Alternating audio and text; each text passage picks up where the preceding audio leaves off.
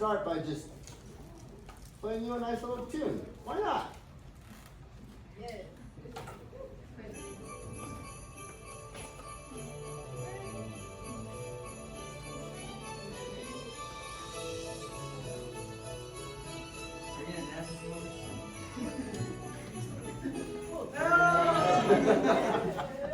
So, think about all of the sounds that are inside that song.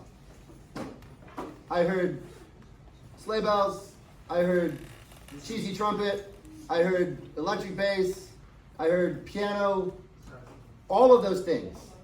But it's all coming out of one speaker. Do you think that speaker knows how to make the sound of a piano? No. In fact, I could take that same file, play it on the world's cheapest, tiniest, dinkiest speaker, and it would still play the right thing. How is that even possible, that one speaker can play all those different sounds? Sound waves. I'll give you a trick question. It can't. It's not playing all those different sounds. It's playing one sound. One combined sound. If I look really deeply at what this wave actually looks like, what I'm really seeing is a bunch of different points where the computer is telling the speaker, at this point in time, you should be in this position as on this side of neutral.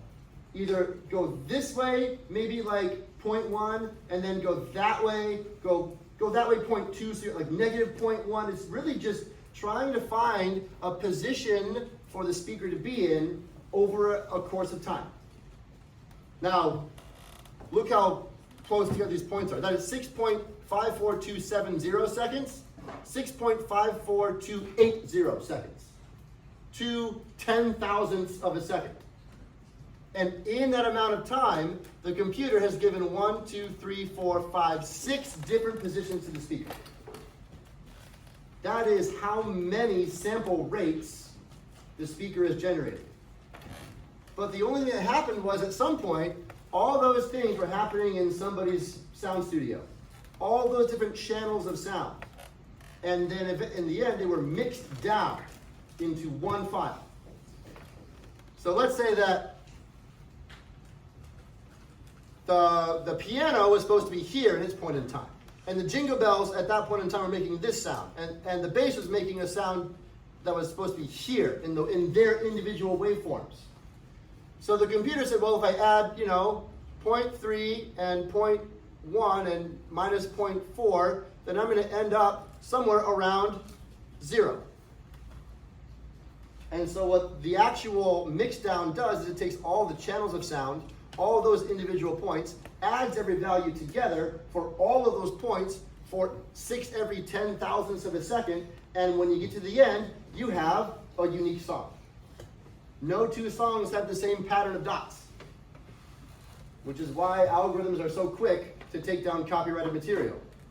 There's just a library of data points, and if honestly, if you find these 3 data points or 4 data points in a row at those exact values, it has to be this song. Statistically, it has to be this song.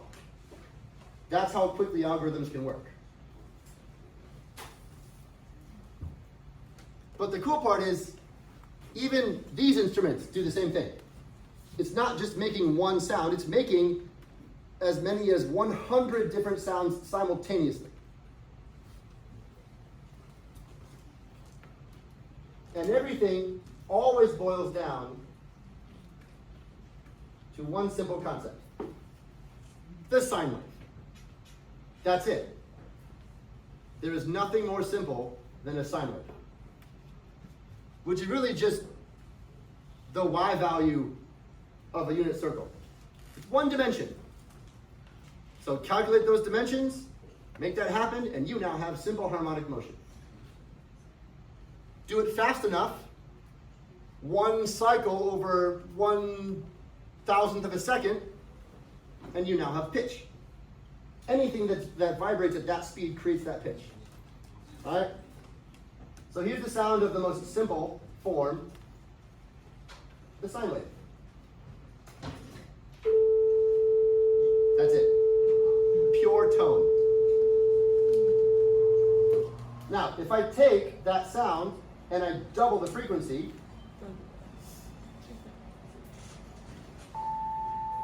same note, an octave higher. But if I then take that original sound and do it times 3, different note, completely. Right? Because think about it. I went from times 2 to times 3. It's only the doubling that makes the same note. So if I did it times 4, then I would get the same note again.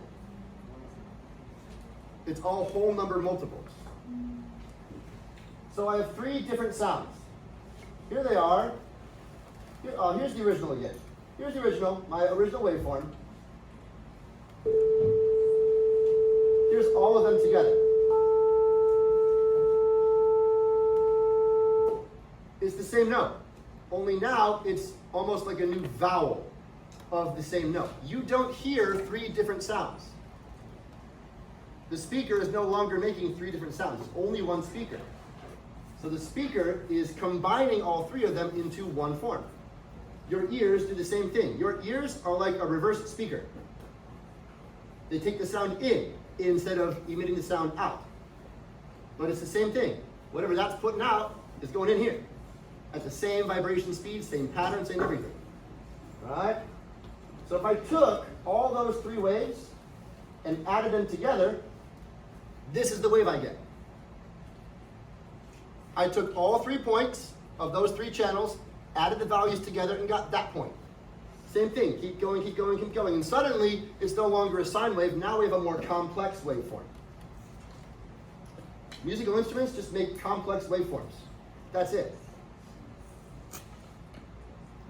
Now, there are some pieces of software that can actually reverse engineer that entire process. Instead of creating the sound, they can interpret the sound and break it out into its fundamental frequencies. So this is a visual analyzer, and it's going to do what we call a Fourier spectrum analysis, where it can hear a standing wave, and then, based on what it's hearing, it gets the composite wave, the complex waveform, and then it breaks it out into the different values that went into making that sound. So you'll be able to actually see the sounds. Assuming, yes.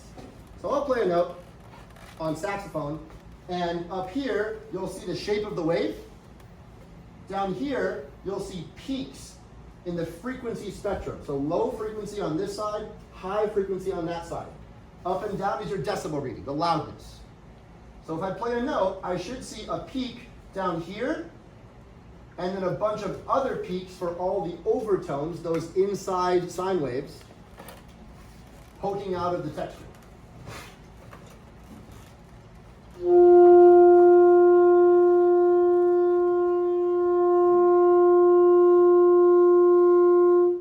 So you can actually see different pokes of sound coming out of the texture. Those are the individual sine waves that are recurring inside this thing. Now, sine waves, it's not a string vibrating. Instead, it's a longitudinal wave, right? It's the air molecules vibrating at that complex waveform. The math works out the same, which is nice, but one of them is a longitudinal wave, and the string would be a transverse wave because you're plugging the string in anyway. So, and have you done longitudinal versus transverse yet? Talked about that at all? Yes. Yes. So, sound itself is a longitudinal wave. It requires a medium to travel through. Light is a transverse wave. It does not require a medium. So when you have sound, what you're really getting inside a saxophone is a longitudinal pressure wave starting from the mouthpiece and going towards whatever the first open tone hole is. And that becomes the length of the instrument. Now, if you know what the speed of sound is, and you know what the length of tubing is, you can do a really quick calculation to figure out what the frequency is you're about to make.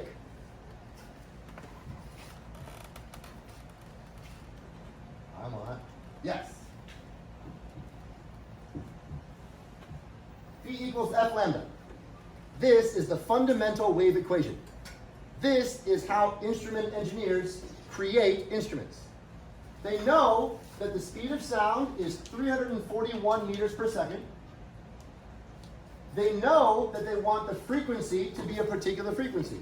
Let's say I want this saxophone, when it's all the way from beginning to end, I want it to make the sound A, but I want it to be like the A below middle C. So I'll call it A3, which ends up being 220 hertz. So if I solve for lambda, I know what the wavelength is going to be of that sound.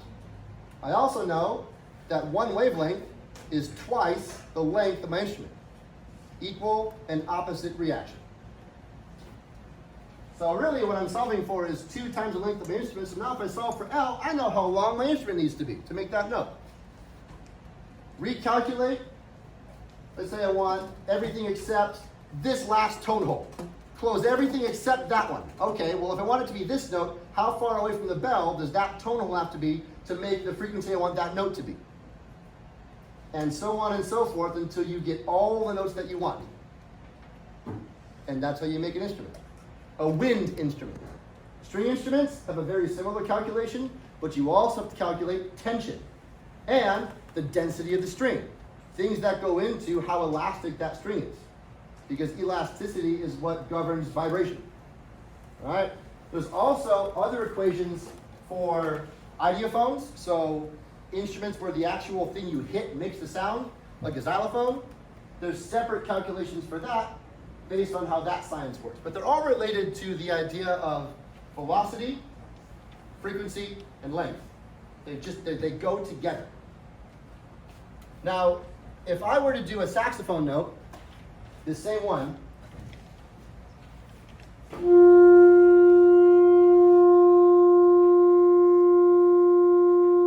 think of these peaks as ingredients. If I take the same sound and play it on a different instrument,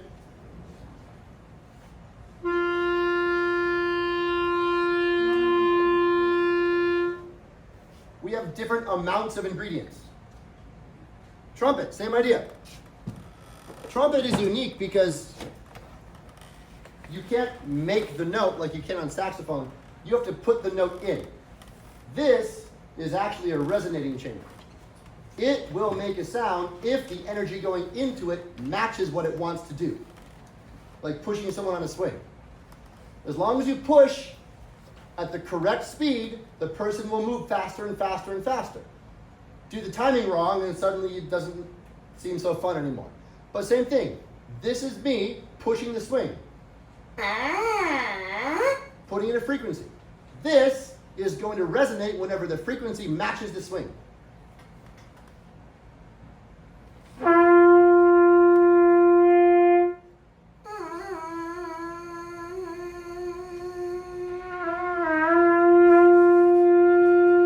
But if I do a different note,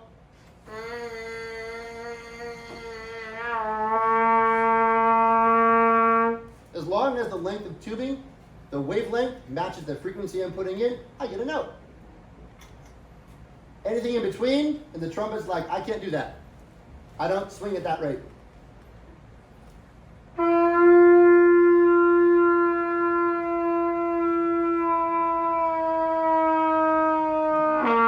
It'll crack. It has to choose one or the other. And you get far enough away, it's like, all right, I guess we're going to the other note now. It can't do anything in between. The only way to get in between notes is to combine different lengths of tubing to get the one that you want. So really, this is not one instrument. This is 1, 2, 3, 4, 5, 6, 7 different instruments. And you, as the musician, have to know which button combination to put for which range of notes, but they have to match that spectrum. And sometimes out of tune, so you got to make different fake combinations to get the acoustics right. It's a really cool science once you get the hang of it. It becomes art. Once you figure out how it works, now I can make this do things that I want it to do. Now I'm creating art. But it's all governed by the science. But the same idea happens, that same note.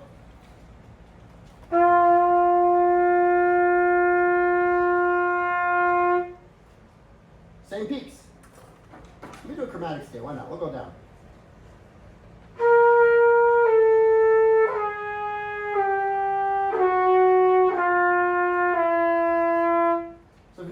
recipe stays the same.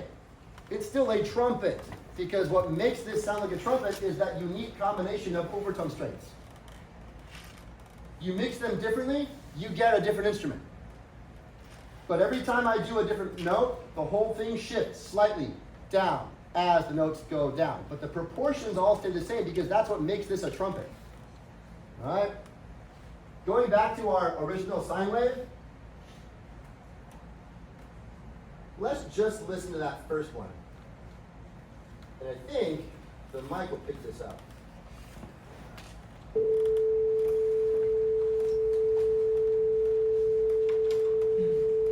Just one. That was it. Okay. So, sine waves are the simplest form. They don't have overtones. Overtones are just more sine waves added together at whole number multiples, creating more complex waveforms. And then if you mix different collections of complex waveforms together in different channels in a particular song, then those get mixed down into one composite sound. Then you add drums, you have guitar, all that stuff just becomes simple addition. Add up all the individual frequencies, you get a point in time. Measure those points out over the course of a song. No other song has that collection of wavepoints. But that's all it is. Your brains, by the way, are doing exactly what this program is doing every second. Only your brains are doing it at about like 1,300 times the speed. Your brains work way faster than a computer. But if you hear trumpet, your brain is doing that. It's like the eardrum is sending signals through the cochlea into your auditory nerve, giving stuff to your brain. Your brain's saying, oh, that's this, and this frequency in this particular mixture. That's a trumpet. Your brain knows. It does all that stuff. It's amazing how powerful your brains are. But all they're doing is measuring simple sine waves. That's it. So that is the magic of sound. Thank you.